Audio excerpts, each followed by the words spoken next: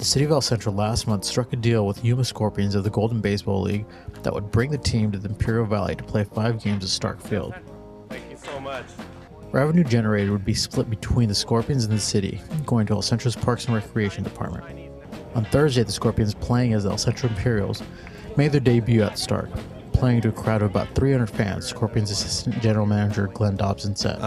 As you know, the Lakers are playing game number 5 or whatever for the championship, so we have some hardcore baseball fans out here. As you've seen when you walk in, I mean, the parking lot's full and everybody seems to enjoy themselves. The team will play 3 more games at Stark Field, with the next scheduled for July 1st. The idea is nothing new to the Imperial Valley. In the mid-1990s, the city of Brawley was host to the Golden State League's Brahma franchise, and eventually the league folded due to mismanagement and financial failure. But there was a golden era of baseball in the Imperial Valley. Coach, back in the 1960s and 70s, the California Angels used to practice out or have their spring training out in Hopeville. You were a part of that. Talk to us a little bit about that. Well, I was a little part of it, but it started just a little before my time. I think it started about mid-60s, somewhere in there.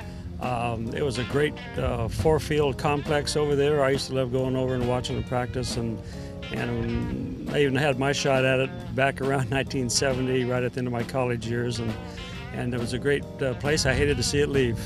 In December of 1965, the California Angels dedicated the Hopeville Angeltown Baseball Complex as a spring training home for its farm clubs and played on a 15-year lease in the carrot capital of the world. When you were a kid and you were out there, you were watching these players, what did that mean to you? I mean, I'm guessing you had that dream. What did it mean to you to actually be out there and see these guys in your backyard? Oh, it was fantastic. I mean, what more could a little leaguer want? The best were out there. I saw guys like Dean Chance. I saw guys, the original Angels, Albie Pearson.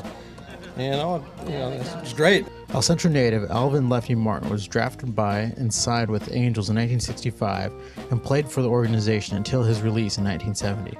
Lefty, talk to me about the days back when the Angels had spring training down here in Hopeville. Well, back in those days, I kind of enjoyed it. Being a young man that come from the valley here and getting a chance not only to be in Hopeville, but to play professional baseball meant a lot back then to us.